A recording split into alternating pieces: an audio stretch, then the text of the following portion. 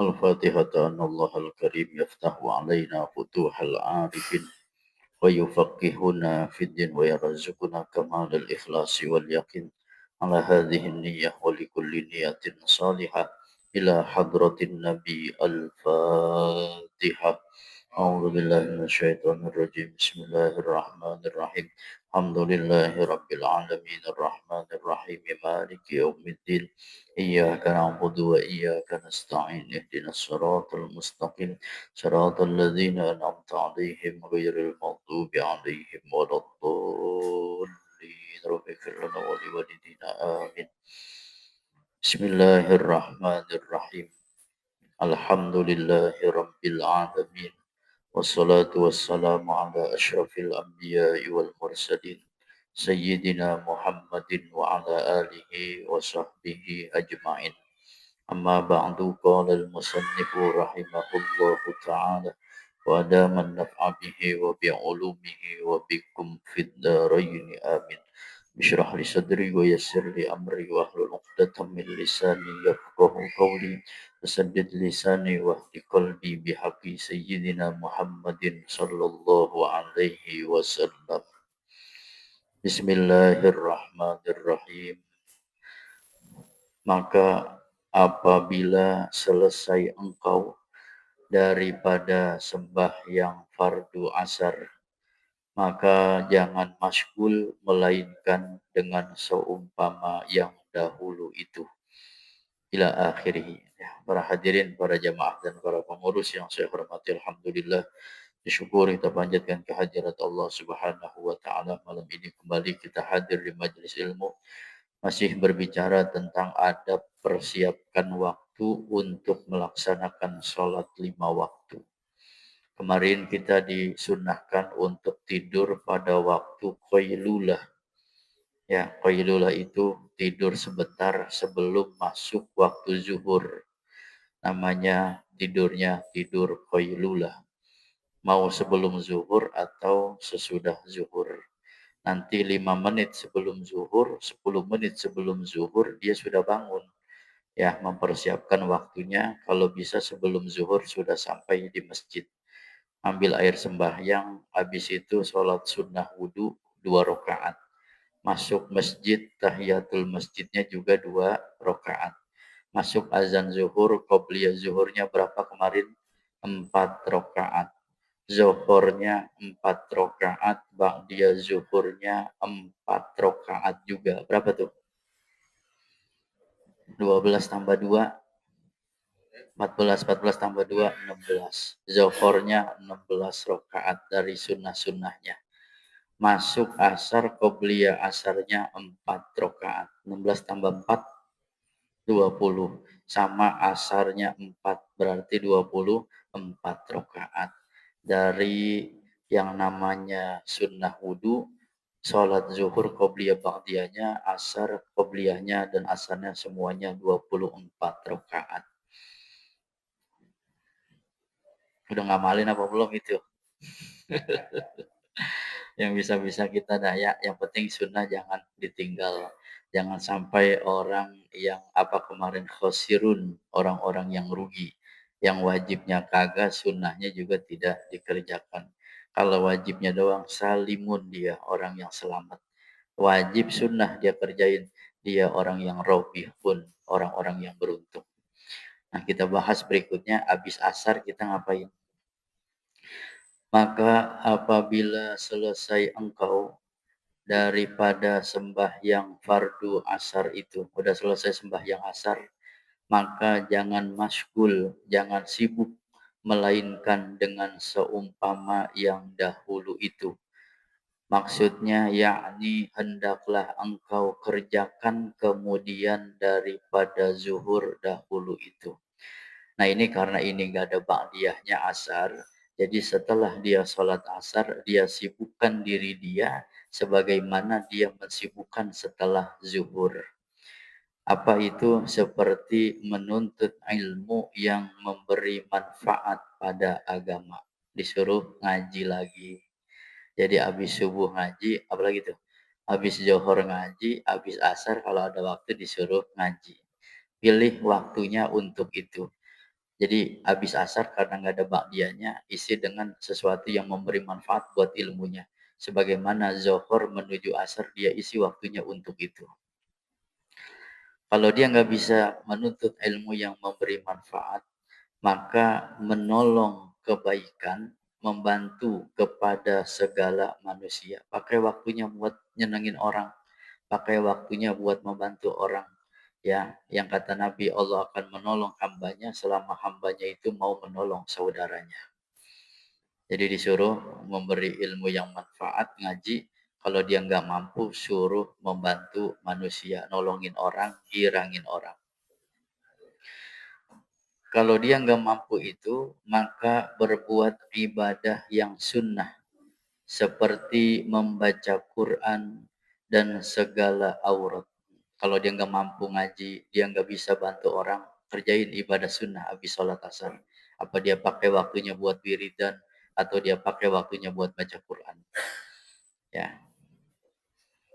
Atau kalau dia nggak mampu itu, berusaha kepada suatu yang membawa kehidupan di dalam dunia yang menolong kepada akhirat. Atau dia usaha kemarin sama tuh. Yang dia usahanya di waktu sore, dia usaha yang kira-kira bisa membantu urusan dia buat akhirat. Atau dia punya tanggung jawab anak istri, ya udah dia usaha. Nah, jadi pakai waktunya itu untuk 4 hal. Kalau dia bisa ngaji, ngaji. Nggak bisa ngaji, maka pilih yang kedua, nyenengin orang, girangin orang. Ngaji nggak bisa, bantu orang nggak bisa, maka pakai yang ketiga, waktunya untuk ibadah yang sunnah. Mau zikir, mau baca Quran, mau wirid. Itu nggak bisa karena memang dia lagi usaha, ya sudah usaha. Itu juga sama daripada sesuatu yang wajib. Nah, 4 pilih waktunya untuk itu. Kira-kira kita yang mana nih? Tidur ada nggak di situ tidur habis sore? Nggak ada. Ya, maka kemarin jangan tidur di waktu sore. Yang kata ulama termasuk tidur hailulah setelah asar itu. Yang bisa mewarisi orang cepat lupa. Ya, tidur habis asar, habis maghrib, kayak orang lupa, kayak orang linglung. Apalagi habis maghrib. Kata Nabi, siapa orang yang tidur habis maghrib, dia mendusin, mau tidur lagi dibikin susah oleh Allah. Jangan habis subuh, sibuk mewarisi fakir, habis asar mewarisi lupa. Ya, tidurlah koilula atau dia tidur setelah isya nantinya. Ya. Dan seyogianya seharusnya jangan engkau sia-siakan segala waktumu itu. Jangan umur kehabis begitu aja. Jangan waktu yang dikasih Allah 24 jam habis begitu aja.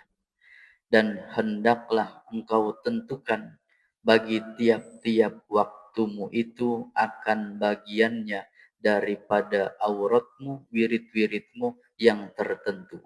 Jadi kalau bisa tuh kata pengarang, waktu pakai tuh tentuin.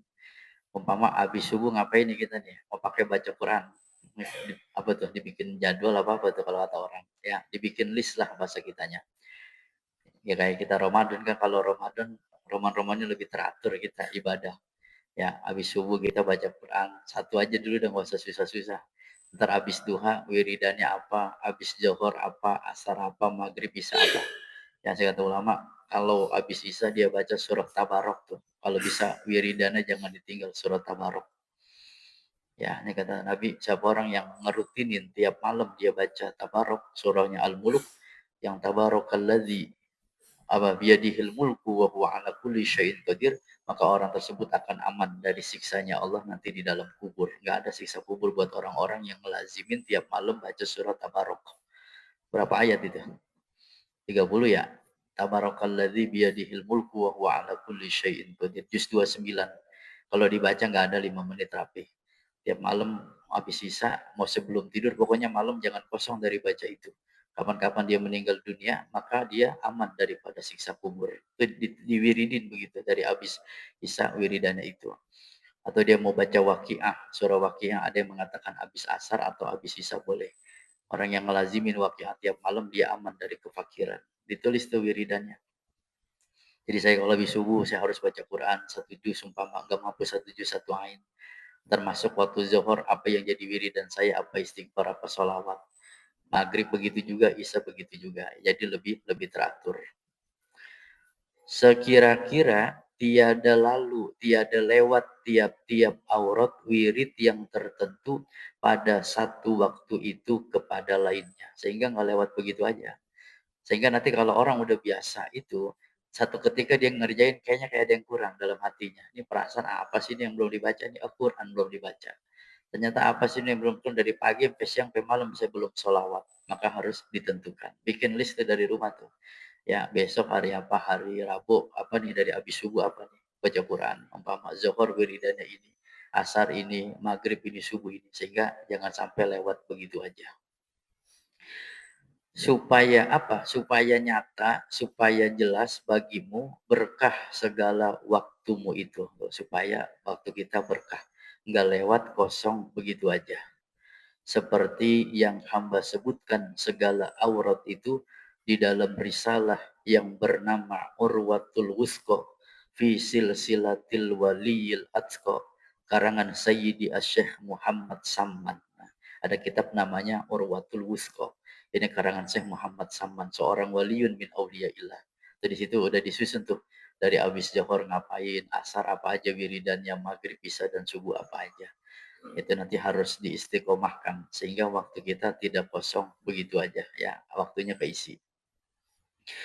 Bersalahan berbeda jika tiada engkau tentukan akan yang demikian itu. Kalau kita nggak pakai list tuh, nggak kita tentukan johor buat apa, asar buat apa, terkadang tiada terbuat.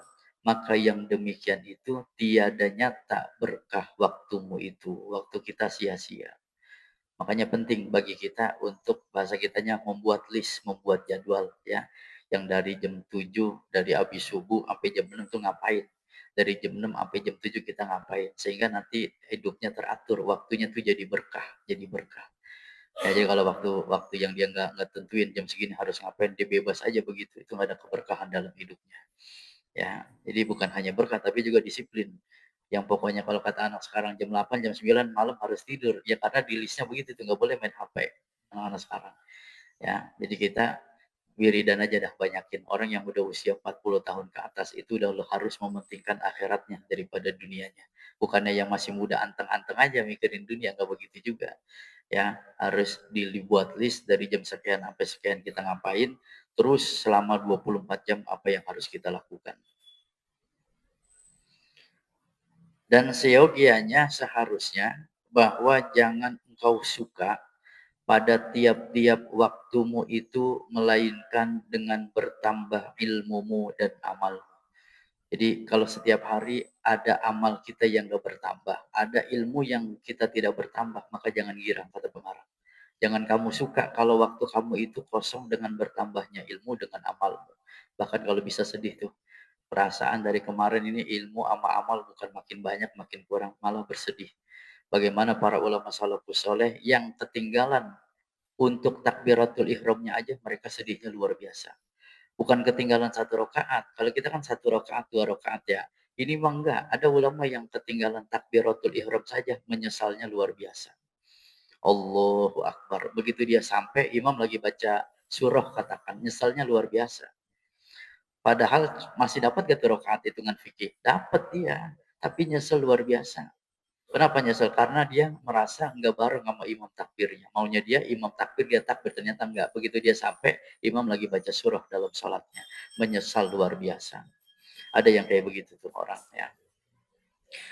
Dan jangan suka engkau pada tiap waktumu itu dengan bertambah duniamu dan kekayaanmu, padahal kurang ilmumu dan amalmu. Tuh, jangan girang ketika justru dunia bertambah, kekayaan bertambah, tapi ilmu dan amal berkurang. Yang kita pengen apa? Ilmu bertambah, amal tambah. Dunia dapat, kaya juga dapat, kan kita pengen begitu tuh. Dunia akhirat akhirnya dapat. Tapi jangan girang ketika justru duniamu dan kekayaanmu bertambah, padahal ilmu dan amalmu berkurang. Nyesel. Jadi orang yang menyesal nanti di hari kiamat. Maka apa faidah hidupmu di dalam pada bertambah hartamu, padahal umurmu tiap-tiap ketika itu berkurang. Nggak ada manfaatnya, nggak ada faidahnya. Kau perbanyak harta, tapi lupa kamu perbanyak amal. Kamu perbanyak kekayaan dunia, tapi kamu tidak bertambah ilmumu. Itu padahal kamu tahu bahwa yang namanya namanya umur semakin ke sana semakin berkurang. Walaupun menurut kenyataan kita tuh bertambah. Orang yang di umur 25 besok 26 bertambah apa naik gitu istilahnya, tambah. Secara logika tuh nambah. Tapi secara hakikat sesungguhnya berkurang. Nggak ada orang yang makin ke sono jauh dari kematian tuh nggak ada bohong. Justru semakin ke sono orang makin dekat sama yang namanya kematian. Memang tambah. Kemarin dia umur 17, besok 18, benar nambah dari 17 18. Tapi sesungguhnya hidupnya semakin berkurang. Maka kalau orang yang mengambil hikmah dari peristiwa ulang tahun, sesungguhnya dia sedih bukannya girang. Di mana kesedihannya? Justru kematian itu semakin mendekat. Apa amal yang udah siapkan buat nanti menghadap ke akhirat? Gitu ya, ada orang ulang tahun girang banget, ya girang banget sih namanya kita juga ya. Cuman kan secara nggak langsung itu umur kita udah mulai berkurang. Ajal semakin mendekat. Karena kekayaan dunia itu tatkala engkau mati, tiada engkau bawa ke dalam kuburmu dan tiada bersama-sama akan dikau di dalam akhirat, melainkan ilmumu dan amalmu jua. Yang begitu nggak dibawa. Jadi bukan berarti kita nggak boleh kaya, boleh. Cuman jadikan kaya itu sebagai wasilah untuk mendapatkan pahala akhirat. Ya kan harta yang kita kumpulin itu nggak dibawa mati tuh. Yang nggak dibawa ke dalam kubur kita maksudnya begitu. Cuman bisa ke dia dijadikan pahala? Bisa.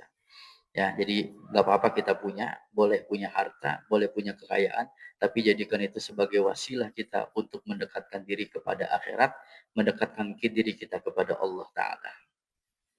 Hingga meninggalkan akan dikau oleh anak istrimu dan segala hartamu dan segala taulanmu. Sehingga engkau meninggalkan itu semua. Habis umur kita, kita meninggalkan harta, istri, anak, dan juga teman-teman kita.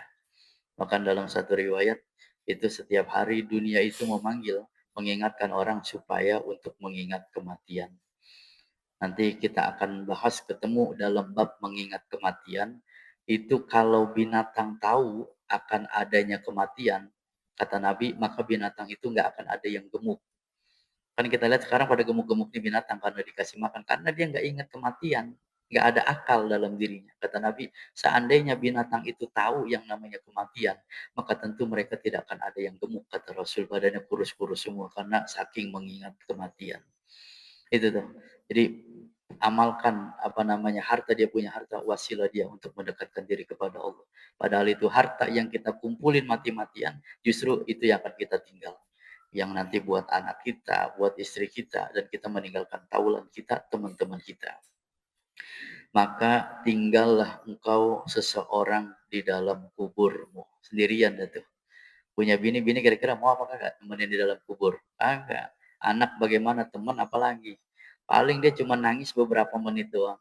Ya, habis begitu pulang aja, girang aja udah. Itu yang namanya karangan bunga udah jadi sampah. Harta yang kita kumpulin bakalan dibagi-bagi jadi warisan. Nah itu. Jadi yang menemani amal kita adalah iman dan amal soleh yang kita kerjakan. Ya, jadi semuanya itu akan kembali kepada kita yang kita kerjakan selama di dunia ini. Dia baik, insya Allah yang didapati baik. Kalau dia mengerjakan buruk, kembalinya juga keburukan. Maka ketika itu tiada bersama-sama dengan dikau, nggak ada yang bersamamu, melainkan amalmu jua. Yang nemenin kita bagaimana tuh? Siapa itu? Itu amal yang kita kerjakan. Yang begini nih, yang kita kumpul di majelis ilmu dapat pahala, itu yang akan nemenin kita nanti. Ya, sembahyang kita, sedekah kita, hadirnya kita di majelis ilmu itu yang menemani kita. Maka jangan apa namanya terlalu gemar untuk mencari dunia sehingga akhiratnya dia lupakan. Dan jika ada amalmu itu yang kebajikan, kalau kamu di dunia ngerjain amal baik, niscaya engkau dapat akan dia kesenangan lagi nikmat di dalam kubur. Di dunia kerjaannya benar. Di dunia jadi orang taat, maka nanti di akhirat dapat kesenangan. Bukan hanya kesenangan, di dalam kuburnya dia mendapatkan nikmat kubur. Dan jika ada amalmu itu yang kejahatan, kalau kamu di dunia kerjakan amal jahat, niscaya engkau akan dapat siksa yang amat sakit, dapat siksa yang amat pedih, yang disebut dengan azab-azab kubur. Ya, ada resep dari Nabi bagaimana supaya aman dari siksa kubur tadi itu di antara fadilahnya. Membaca surah Tabarok di malam hari. Pokoknya sebelum tidur dia baca itu. Ntar kalau udah keseringan baca, nggak usah baca lagi, udah hafal dengan sendirinya. Makanya nyai-nyai kita itu, dia baca Quran nggak bisa, tapi kenapa dia bisa hafal itu? Baca Quran dia nggak bisa, Yasin dia nggak bisa, tapi hafal kan keseringan buat diikut sama orang. Mm-mm. Nah, keseringan tiap malam baca Tabarak 30 ayat dengan sendirinya dia akan hafal. Kan di HP ada tuh Verte ya. Surah-surah gitu kan ada tuh sekarang. Ya kalau dia malas umpama megang Quran, nggak punya wudhu, baca aja boleh itu. Di HP boleh. Ya, itu udah keseringan aja setahun, sebulan kalau udah keseringan, insya Allah hafal dengan sendirinya surah Tabarak. Allah berfirman, "Faman ya'mal mithqala dzarratin khairan yarah, wa may ya'mal mithqala dzarratin syarran yarah."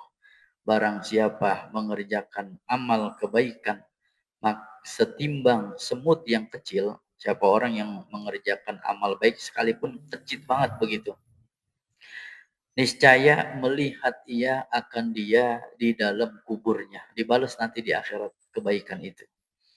Ya, ada apa nih umpama di jalan suka ada kulit pisang, ada paku kecil tuh. Kan bahasa kitanya nih kalau nggak mau pakai tangan, tendang pakai kaki. Boleh apa enggak itu? Boleh-boleh aja. Apa tujuannya? Supaya orang nggak kena paku, nggak kena kulit pisang yang biasa terpeleset. Dapat pahala apa enggak? Dapat. Ya, jadi sekecil apapun itu yang namanya kebaikan, maka nanti akan ada balasannya. Dan di dalam akhirat dan kesenangannya dan nikmatnya dapat itu semua. Tetapi barang siapa mengerjakan amal kejahatan setimbang semut yang kecil, ngerjain kejahatan sekalipun cuma kecil, niscaya melihat ia akan dia di dalam yang demikian itu dengan kesusahannya dan siksanya yang amat sakit, yang amat pedih. Nanti juga ada balasannya. Jadi apa yang kita kerjakan di dunia nanti pasti akan dibalas oleh Allah. Yang ngerjain kebaikan dibalas kebaikan, yang ngerjain kejahatan dibalas dengan kejahatan. Ya, ntar nggak ada satupun yang terlewat begitu aja. Makanya nanti di hari kiamat ada yang disebut dengan yaumul hisab, hari perhitungan amal. Ditimbang banyakkan baikannya apa keburukannya. Ini kata ulama, nanti tashosu fihil absor ila lisanil mizan ayamilu ila janibis sayiat am ila janibil hasanat. Nanti mata manusia di padang mahsyar itu semuanya bahasa kitanya terbelalak, melotot melihat timbangan amal kita. Apakah lebih berat kebaikannya atau lebih berat kejahatannya. Di Quran kata Allah, fa'amma man saqulat mawazinuhu fahuwa fi 'ishatir radiyah. Orang yang berat timbangan kebaikannya alamat dia berada dalam kehidupan yang menyenangkan. Surga udah.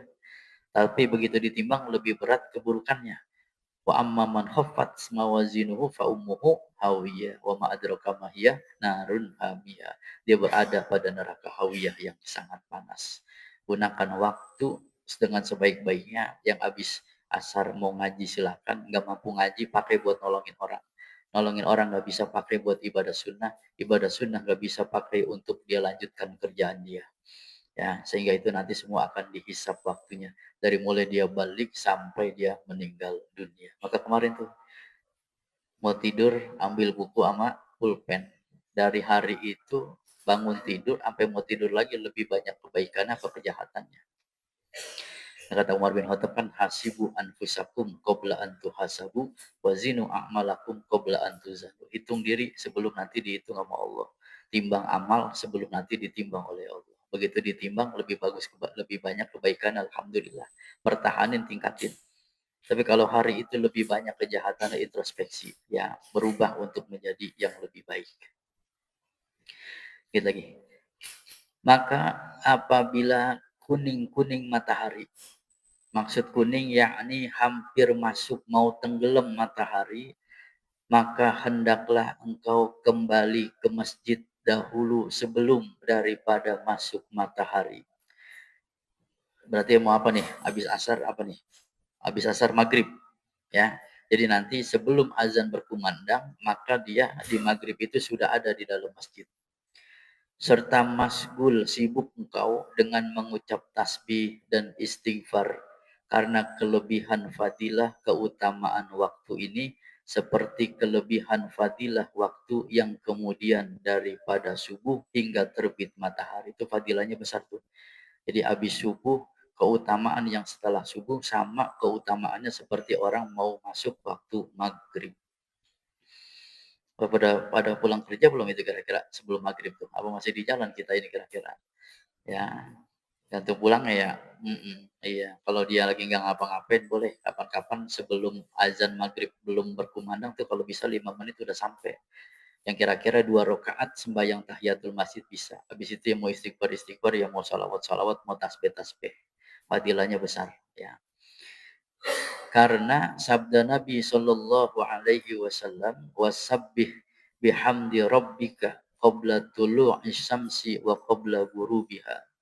Ucap olehmu tasbih dengan puji Tuhanmu dahulu daripada terbit matahari dan daripada sebelum masuk matahari. Disuruh bertasbih, ya, bertasbih banyak-banyak sebelum terbit matahari dan setelah terbenam matahari. Dan baca olehmu dahulu sebelum daripada masuk matahari itu surah wasyamsi waduhaha. Jadi sebelum azan maghrib ada beberapa surah yang dianjurkan oleh ulama, diantaranya baca surah wasyamsi waduhaha. Hafal belum itu? Wasyamsi waduhaha, wal qamari iza talaha, wan nahari iza jallaha. Bacanya sebelum maghrib. Satu, surah wasyamsi waduhaha. Yang kedua, baca surah wal laili idza yaghsha. Wal laili idza yaghsha wan nahari idza tajalla wa ma khalaqal dzakara wal unsa. Baca setiap itu surah satu kali. Dan kul a'udzu birabbil falaq sekali dan kul a'udzu birabbin nas sekali. Berapa surah tuh?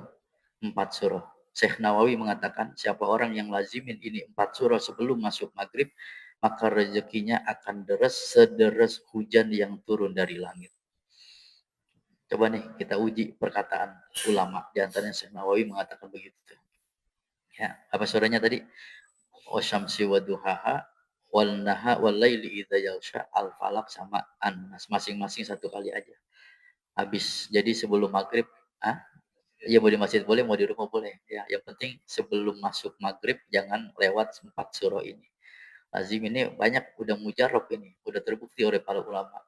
Jadi para ulama kami mengamalkan 4 surah ini sebelum maghrib, baik di dalam masjid ataupun kami masih di rumah, itu rezeki kami deres seperti derasnya hujan yang turun dari langit.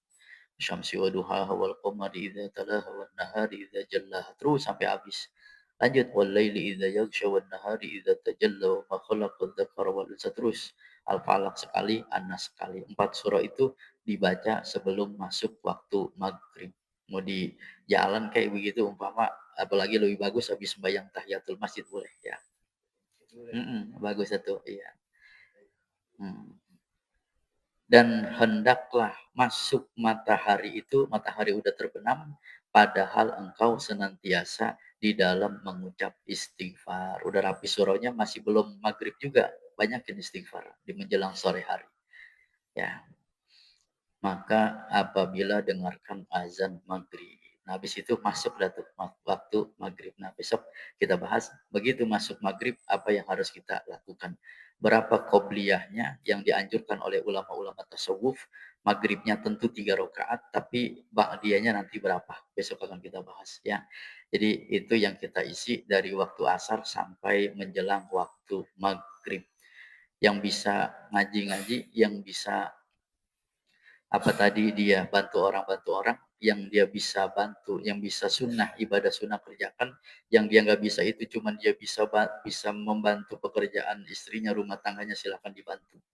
Ntar sebelum maghrib, kira-kira 10 menit, 5 menit maghrib, udah sampai di masjid. Tahiyatul masjid 2 rakaat, masih ada waktu baca 4 surah tadi. Wasyamsi waduhaha wal laili idza yaghsha qul a'udzu birabbil falaq dan qul a'udzu birabbin nas. Itu dibaca masing-masing satu kali. Ulama mengatakan yang istiqomah ini tuh tiap hari rezekinya deres sederes langit air hujan yang turun di langit. Kata ulama ini mujarab udah saya uji kata para ulama. Ya, tinggal ngamalin doang. Kan azan tuh habis itu. Berapa Pak qobliyahnya? Maghribnya 3 rakaat jelas, habis itu nanti ba'diyahnya berapa? Ulama tasawuf enggak 2 mainannya. Ya, ulama tasawuf enggak main 2 rakaat. Dia mainnya 4, kalau enggak ntar ba'diyahnya 6. Besok kita bahas. Ya, bahkan Abu Yadim Yati itu yang di apa, Banten, ya Cidahu, ba'diyah maghribnya itu dari maghrib sampai isya nggak putus-putus. Iya, ba'diyahnya itu, ya kalau dihitung-hitung kurang lebih 20 rakaat, 20 rakaat.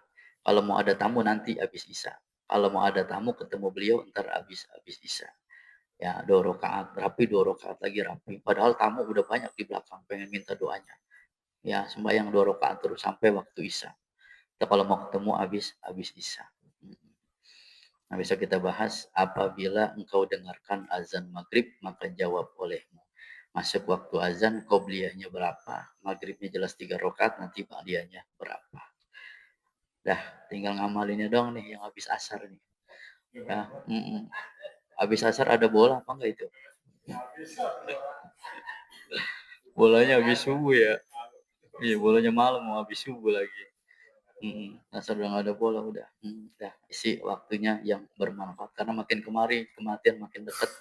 Umur kita bukan makin panjang malah makin singkat. Ya, makin singkat. Ya, kalau mau ada yang diomongin silakan.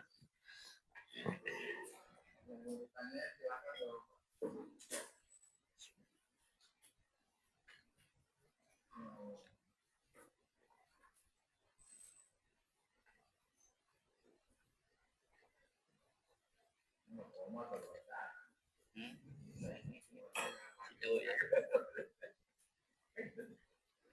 Orang istiqomah beratnya luar biasa ya, istiqomah. Kata Tuhan, innal ladzina amanu summa istaqamu tatanazzalu alaihimul malaikah la takhafu wa la tahzanu wa abshiru bil jannati allati kuntum tu'adun. Iman dan kau istiqomah, itu pahalanya mau meninggal dunia itu malaikat akan turun ngasih kabar gembira bahwa Allah telah mempersiapkan surga untuk Allah takhafu wa la tahzanu. Jangan kamu takut, jangan kamu sedih, kata malaikat. Ya, pantas pahalanya besar karena memang ya berat cobaannya, ujiannya berat. Ya, pahalanya besar. Istiqomah itu yang berat itu. Ya, mau ada apa kek nggak boleh goyang. Udah pokoknya segitu aja udah. Kalau diganggu gugat. Habis maghrib bisa 20 rakaat udah. Mau ada apa kek nggak boleh diganggu gugat. Mau ada tamu ntar habis sisa kalau mau. Main. Ya, sisa. Tuh ada orang apa namanya ngundang tahlil habis maghrib, lakinya lagi sembahyang di kamar, lagi sembahyang di kamar, sembahyang sunnah, yang nemuin bininya mau apa, mau ada apa pak, mau ngundang tahlil. Oh, Pak Hajinya lagi sembahyang di kamar, kan saya kasih tahu deh. Begitu rapi itu Pak Haji langsung keluar aja pakai sorban baju koko, ditanya sama bininya mau kemana bang, mau ngundang tahlil, kan tadi ada yang ngundang tahlil itu. Kan abang lagi sholat, iya saya mau sholat cuma saya denger gitu. Ya. Ya, saya ya, insyaallah kita lanjutkan. Wallahu a'lam bishawab. Al-Fatihah. Bismillahirrahmanirrahim. Alhamdulillahi rabbil alamin arrahmanir rahim maliki yaumiddin. Iyyaka na'budu wa iyyaka nasta'in ihdinas siratal mustaqim. Siratal ladzina an'amta 'alaihim ghairil maghdubi 'alaihim waladdallin. بسم الله الرحمن الرحيم الحمد لله رب العالمين حمدا يوافي نعمه ويكافي مزيده يا ربنا لك الحمد كما ينبغي لجلال وجهك الكريم وعظيم سلطانك اللهم صل وسلم على سيدنا محمد وعلى ال سيدنا محمد سبحانك اللهم وبحمدك اشهد ان لا اله الا انت استغفرك واتوب اليك اللهم زدنا علما نافعا وارزقنا حلالا طيبا اللهم فقهنا في الدين وعلمنا التأويل اللهم لا تدع لنا ذنبا إلا غفرته ولا عيبا إلا سترته ولا هما إلا فرجته ولا دينا إلا أديته ولا مريضا إلا شفيته ولا حاجة من حوائج الدنيا والآخرة وهي لا قارضا إلا قضيتها ويسرتها يا أرحم الراحمين ربنا تقبل منا إنك أنت السميع العليم وتب علينا إنك أنت التواب الرحيم ربنا آتنا في الدنيا حسنة وفي الآخرة حسنة وقنا عذاب النار وصلى الله على سيدنا محمد وعلى آله وصحبه وسلم سبحان ربك رب العزة عما يصفون وسلام على المرسلين والحمد لله رب العالمين